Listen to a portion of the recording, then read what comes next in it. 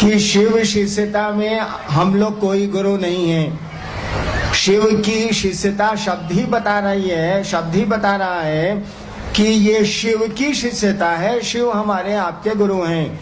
या इस आयोजन में शिव के गुरु होने की बात सुनाई जाएगी, समझाने की कोशिश की जाएगी।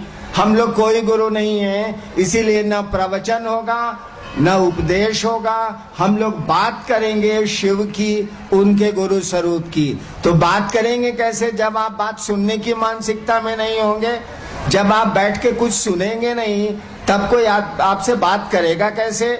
इसीलिए आपको शांत होके जहां जगह मिलती हो आपको बैठना चाहिए। थोड़ी देर का मामला है, उसके बाद तो फिर पता नहीं कब मैं आ सकूंगा इस शहर में, इस पवित्र शहर में कोई ठिकाना नहीं। इसीलिए आपको थोड़ी देर शांत रहना चाहिए और बातें सुननी चाहिए। हम लोग इस आयोजन के माध्यम से, इस कार्यक्रम के माध्यम से आपको ये बताना चाहते हैं, आपको ये सुनाना चाहते हैं कि जिस महादेव की पूजा, जिस पशुपतिनाथ की पूजा कई हजार वर्षों से हमारे आपके बीच होती चली आई है। आप जानते होंगे इस बात को कि पशुपति शब्द शिव के लिए इस्तेमाल हुआ है और भारतवर्ष में सबसे पहला शब्द है जो शिव के लिए इस्तेमाल हुआ है। शिव शब्द बाद में इस्तेमाल हुआ है, शिव के और नाम बाद में प्रयुक्त हुए हैं शिव के लिए। इस पूरे भूखंड में, भारत भूखंड हो या अगल बगल का जितना भी क्षेत्र था या है, उसमें पशुपति शब्द सबसे पुराना है। करीब 10,000 11,000 साल हो गए हैं। शिव के लिए ये पहला शब्द है जो शिव के लिए इस्तेमाल किया गया हमारे साहित्य में या हमारी खुदाइयों में या हमारे जो जमीन के नीचे से सामान पहले के मिले हैं उसमें यही हमको मिला है। और यह सबसे पुराना शब्द है पशुपति। पशुपति सबसे पुराना शब्द है जो शिव के लिए इस्तेमाल हुआ है। क्यों इस्तेमाल हुआ है सोचा कभी? शिव को पशुपति नाथ कहा जाता है। पशुओं का जो मालिक है उसके भी नाथ हैं वो। पशुओं का जो पति, पति माने राजा, पति माने मालिक, पशुओं का जो पति है उसके भी वो नाथ हैं, उसके भी वो मालिक हैं। पशु किसको कहते हैं? पशु उसको कहते हैं जो अपनी शरीर की वृत्तियों के तहत चलता है। भूख लगेगी भोजन करेगा, प्यास लगेगी पानी ढूंढेगा। एक कल्पना करिए तो एक कुत्ता ससुराल गया, हम जानवर की बात कर रहे हैं, पशु की बात कर रहे हैं। एक कल्पना करिए, चलिए हम लोग सोचते हैं, एक कुत्ता ससुराल गया। हम भी ससुराल गए हैं, आप भी जाते हैं जिनकी शादियां हुई हैं। हम लोग ससुराल जाते आते भूख लग जाती है। अगर गाड़ी से गए तो हमारा तो ससुराल और जंगल में है, 60 किलोमीटर जंगल में जाना पड़ता है, कुछ मिलता उलता उस समय तो और कुछ नहीं था। जाते जाते भूख लग जाती है। आप भी जा रहे हैं ससुराल, बस की लंबी यात्रा है, यहाँ से जा रहे हैं विराटनगर। अब विराटनगर जाने में भूख तो लग जाएगी, कहीं कुछ अगर मौसम ठीक रहा तो मिल भी जाएगा, अगर बारिश हो रही है तो कुछ मिलेगा भी नहीं। आपको खूब भूख लगी है, उधर से ससुर जी आके पूछ रहे हैं क्या हाल है मेहमान, कैसे हैं आप? और आपके पेट में चूहा नहीं हाथी कूद रहा है कि जल्दी से कुछ खाना मिले। उधर से सास आके पूछ रही है बउआ कैसे हैं आप? आप बोल रहे हैं जी माँ जी ठीक है। उधर से साला आके पूछ रहा है क्या हाल है, मस्ती है ना? हाँ भैया मस्ती है।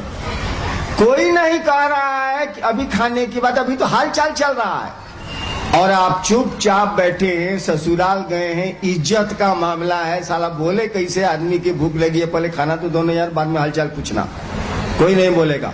अब एगो कुकुर गया ससुराल, उसको लग गई भूख, उसकी सास पूछेगी का हो का हलवा, ससुर पूछेगा का बउआ कैसे हो, वो कुछ नहीं देखेगा, सूंघेगा, सूंघ के सीधे रसोई घर में चला जाएगा, लगेगा भात दाल चपर चपर खाने। देखिए जानवर और आदमी में यही अंतर है। एक जगह आप मांस का टुकड़ा रख दीजिए या खाने का सामान रख दीजिए और 5 कुत्तों को वहां छोड़ दीजिए, उसमें जो सबसे बलशाली होगा, सबसे ताकतवर होगा, वो सबको मार के भगा देगा, खा जाएगा। आज जबकि भोरे हुए खाया है, बाकी चारों कुतवा नहीं खाया है कले से। भोरे वो मोटके कुतवा, मोटा है इसका मैंने खाया होगा तो मैंने मोटा है साला, वो खाया है। अचानक 2 बजे आप उसको खाने के लिए बुला दिया, 5 को कुत्ता वहां पर है, खाना दे दिए आप। देखिएगा जो सबसे ताकतवर है, भोरे भर पेट खाया है, उस सबको हाउ हाउ हाउ करके दांत निकाल के भगा देगा, अपने सब खाना खा जाएगा। आप खाना रख दीजिए 5 आदमी के बीच में, आप 5 आदमी के बीच में भोजन रख दीजिए।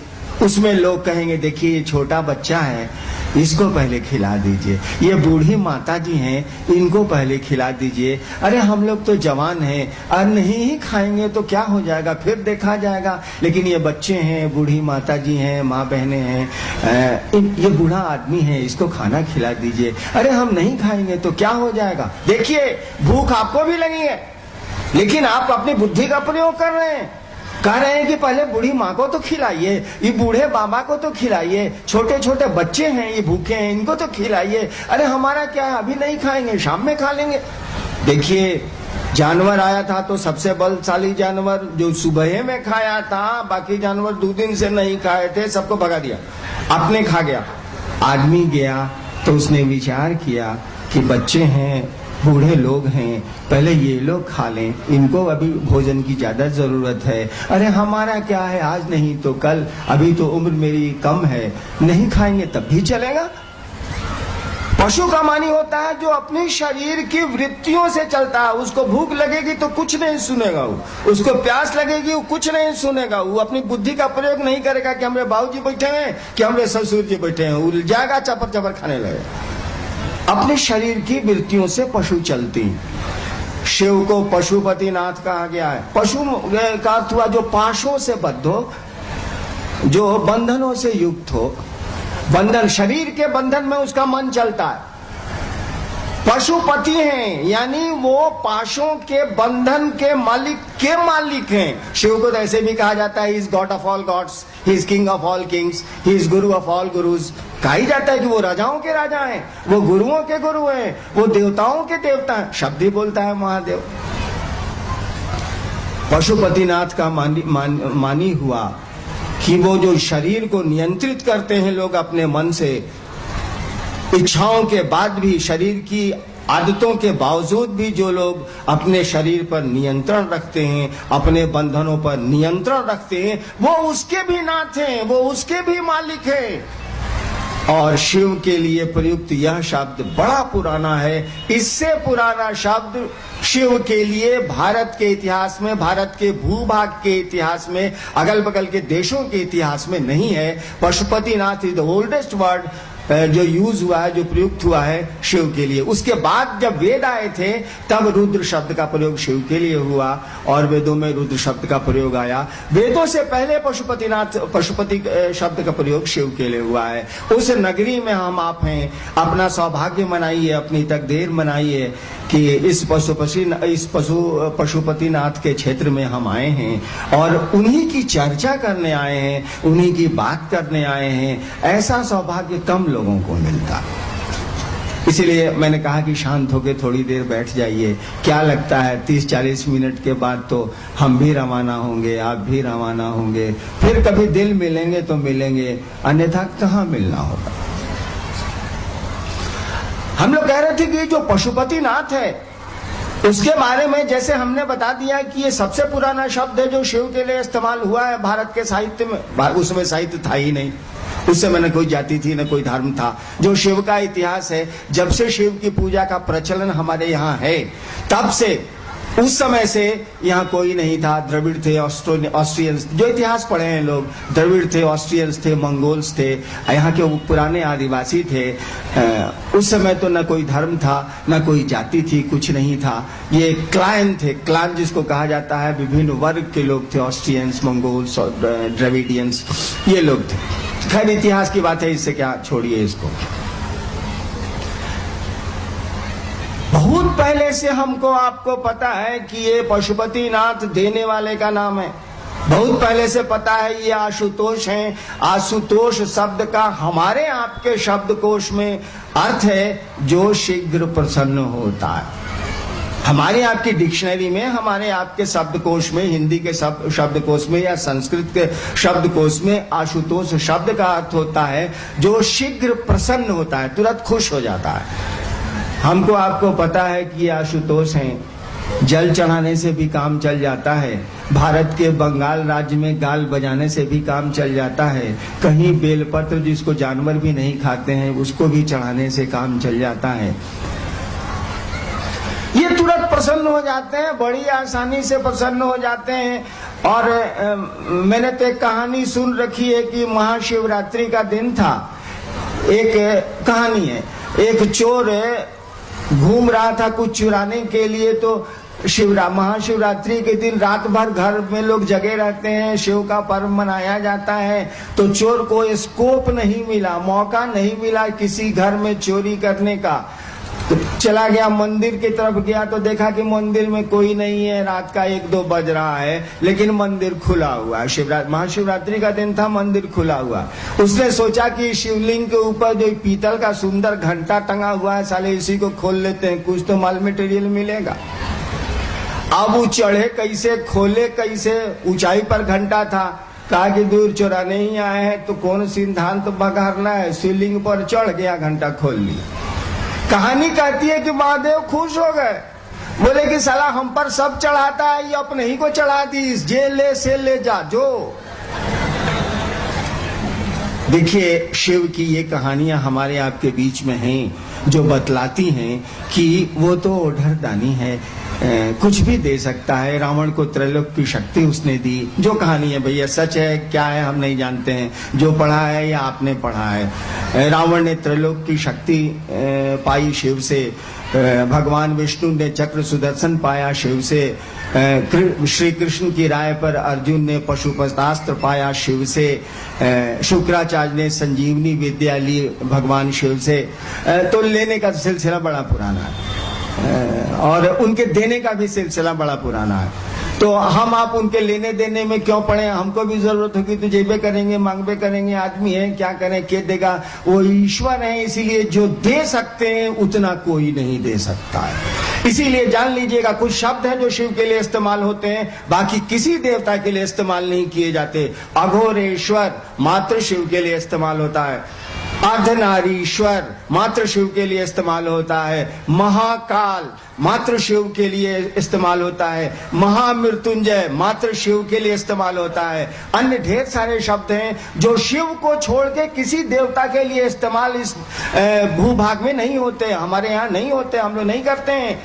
कुछ शब्द हैं जो शिव के लिए होते हैं। उन शब्दों की अगर आप व्याख्या कर लें, उन शब्दों पर आप विचार कर लें, महाकाल शब्द पर आप सोच लें जरा सा, अघोरेश्वर शब्द पर सोच लें जरा सा, महामृत्युंजय शब्द पर सोच लें आप जरा सा, आपको तुरंत लग जाएगा ये तो भगवान का नाम है, ये तो ईश्वर का काम है, ये तो परमात्मा का काम है। हम आप सोचते नहीं है, इसीलिए इधर से उधर होते हैं। आप उस शब्दों पर विचार करिए। चलिए को शब्द लें, क्या इतना समय तो नहीं है। जैसे महाकाल शब्द ले लीजिए, मात्र शिव के लिए इस्तेमाल होता है। महाकाल शब्द का अर्थ क्या होता है, सोचा कभी? वह जो काल की परिधि से बाहर हो। अकाल सिखों में है ना, अकाल तख्त, अकाल और महाकाल एक ही चीज है।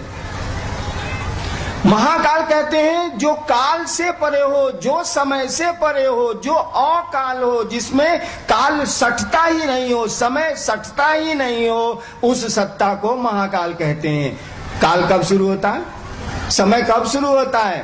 अरे 1948 के अंत में हम पैदा हुए, समय शुरू हो गया, गिनती शुरू हो गई। 60 में बिहार सरकार से रिटायर किए, 61 उम्र है मेरी, गणना शुरू हो गई। अगर मैं पैदा नहीं होता तो गणना कहां से करते भाई साहब? नहीं कर पाते हम आप। यानी जब भी कोई चीज दिमाग में या इस भौतिक जमाने में, इस संसार में बनेगी, समय लागू हो जाएगा। सृष्टि जैसे शुरू होगी, समय लागू हो जाएगा।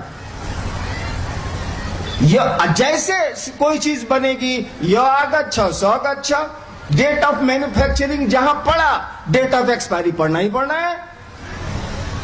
डेट ऑफ मैन्युफैक्चरिंग जिस सामान पर पड़ा, बनने की तिथि, उसी समय लिखा जाएगा इसके मिटने की भी तिथि। इसीलिए देखिए हम लोग रामनवमी मनाते हैं, जन्माष्टमी मनाते हैं, भगवान राम का जन्मदिन मनाते हैं, भगवान कृष्ण का जन्मदिन मनाते हैं, शिव का जन्मदिन मनाते हैं भाई साहब? नहीं मनाते। शिव का बियाह का दिन मनाते हैं। हमारे भारत सरकार में किसी के बियाह के दिन की छुट्टी नहीं मिलती है, कोई हो। जन्म की छुट्टी मिलेगी, ब्याह के दिन की छुट्टी नहीं मिलेगी। क्या करेगी भारत सरकार? उसको पता नहीं है कि महादेव का जन्म हुआ था कि नहीं हुआ था, और जब जन्म नहीं हुआ था तो कोई मरेगा कहां से? कहा कि टंटा में कौन पड़ेगा, साला ब्याह का दिन दे दो। और महाशिवरात्रि की छुट्टी हो गई। होती है, सब सरकार में होती है, सब जगह होती है। तो काल तभी लागू होगा, काल की पैदाइश ही होती है, काल की शुरुआत ही होती है, काल पैदा ही होता है जब कोई चीज बनेगी। यानी ये सृष्टि बनी होगी तो काल बना होगा, समय बना होगा। कोई चीज बनेगी नहीं तो समय कहां से लागू होगा?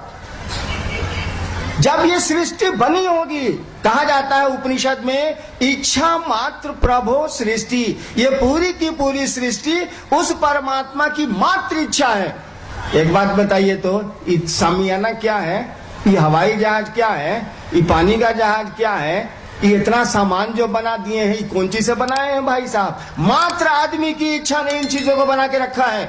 हम लोग स्कूल में पढ़ते थे, all real Castle's well first air Castle's. School में अंग्रेजी में हम लोग पढ़ते थे कि जितने आप सचमुच के महल देख रहे हैं, एक दिन कल्पनाओं के महल थे कि नहीं थे? आप आदमी ने सोचा होगा कि नहीं सोचा होगा, तभी तो बनाया होगा। जैसे जैसे जरूरत पड़ी वो बनाता चला गया। ठीक उसी तरह से इस संसार में हमने आपने जो कुछ भी बनाया है वो हमारी इच्छा का परिणाम है, ठोस इच्छा का परिणाम है, संकल्पित इच्छा का परिणाम है। कहा जाता है कि ये संसार भी उस शिव की इच्छा का प्रतिफल है, उस शिव की इच्छा का ये परिणाम है। It is the mental projection of that cosmic father.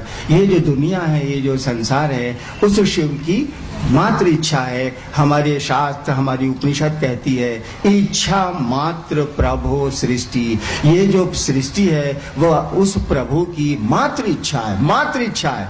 उसने इच्छा की होगी, जैसे मन में इच्छा की होगी, और फिर उसको उसकी इच्छा में और होने में अंतर नहीं आता। हमारी इच्छा और होने में अंतर आता है, उसकी इच्छा और होने में अंतर नहीं आता। जैसे उसने इच्छा की होगी, समय लागू हुआ होगा, सृष्टि बनी है, खंड खंड टूटेगी, खंड खंड रहेगी। कहा जाता है कि उत्पत्ति, स्थिति और लय तीनों क्रम एक साथ चल रहे हैं, पल प्रतिपल। उत्पत्ति भी हो रही है पल प्रतिपल, स्थिति भी है, पालन करना, स्थिति भी है पल प्रतिपल, और विनाश भी है पल प्रतिपल। लगातार चल रहा है, चल रहा है, चल रहा है, यानी सब कुछ चल रहा है। उसकी इच्छा मात्र से सृष्टि हुई और समय चल रहा है। समय बताएगा क्या टूटा है, कब टूटा है, क्या बना है, कब बना है, ये समय बताएगा। कहा गया वो महाकाल है, यानी सृष्टि की इच्छा के पूर्व वो है वो, यानी सृष्टि नहीं भी है तब भी शिव है। और इसीलिए शब्द का इस्तेमाल किया गया महाकाल। वह शिव अकाल है, समय वहां लागू नहीं होता है। समय लागू सृष्टि के बाद होगा, कोई चीज बनेगी तब लागू होगा। कहा गया, हे शिव सृष्टि के पहले भी आप थे, हे शिव सृष्टि के बाद भी आप रहेंगे। आप तो अकाल हैं, आप तो सत्य हैं, शिवम हैं, सुंदरम हैं। सत्य शब्द का अर्थ होता है जिसमें कभी भी कोई परिवर्तन नहीं होता है। सत्य शब्द का जो अर्थ होता है, आप पढ़िएगा, सत्य का मानी होता है वैसी वस्तु जिसमें कभी भी कोई भी परिवर्तन नहीं होता है। कहा जाता है शिव सत्य हैं, शिव सुंदरम हैं। वो ईश्वर की कल्पना है। एक महाकाल शब्द उठाया तो हमको इतना समय लग गया, और भी शब्द उठाऊंगा तो आप प्रमाणित हो जाएगा कि ये शिव की परिकल्पना जो है वो ईश्वर की है। सुरासुर पूजित कहा जाता है उनको सुर प्रवृत्ति वाले भी पूजते हैं, असुर प्रवृत्ति वाले भी पूजते हैं। इसलिए शिव को कहा जाता है आप सुरासुर पूजित हैं, सुरों से भी पूजित हैं, देवताओं से भी पूजित हैं। जिनकी असुर प्रवृत्तियां हैं उनसे भी आप पूजित हैं। आप तो सबसे पूजित हैं, सबको देते हैं, सब आपके हैं। ये तो मैं शिव पर बोलने लगा, आया था शिव गुरु की बात करने। लेकिन देखिए, ये जो शिव ईश्वर है तो वो गुरु भी है।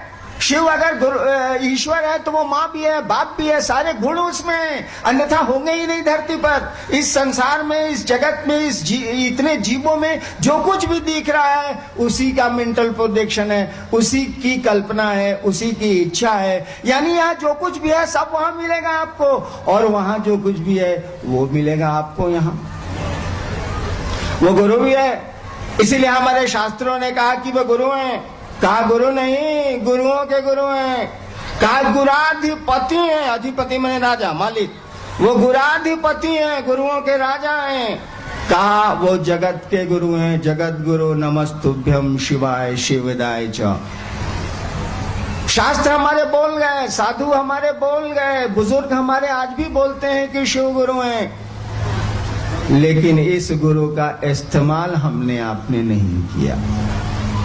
उससे खुशियां ली हैं हम लोगों ने, उससे रोग मुक्ति ली है हम लोगों ने, उससे बहुत कुछ लिया है हम लोगों ने और हमारे पूर्वजों ने और सबने, लेकिन ज्ञान नहीं लिया।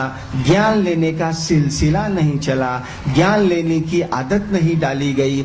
अरे वो सब कुछ दे सकता है तो ज्ञान भी दे सकता है। हम लोगों ने कहा कि ये गुरु भी है, आप लीजिए इससे, इसकी पूजा करें आप, लेकिन पूजा का तरीका बताएगा कौन? पूजा का रिजल्ट देगा कौन? पूजा के नतीजे देगा कौन? गुरु ही ना बताएगा। भाई गुरु का ही ना काम है। आपको शैक्षणिक ज्ञान चाहिए, पढ़ाई का ज्ञान चाहिए, तो कौन देगा? किताबें जिना शिक्षक देंगे, उसके लिए सरकार शिक्षा बहाल करती है, उसके लिए विद्यालय खोले जाते हैं, महाविद्यालय खोले जाते हैं, विश्वविद्यालय खोले जाते हैं बच्चों को ज्ञान देने के लिए, लोगों को पढ़ाने के लिए। ठीक उसी तरह से कहा जाता है आध्यात्मिक गुरु भी अपने शिष्य को अपने जैसा बनाता है। कोई भी गुरु अपने शिष्य को परमात्मा से जोड़ता है, शिव से जोड़ता है।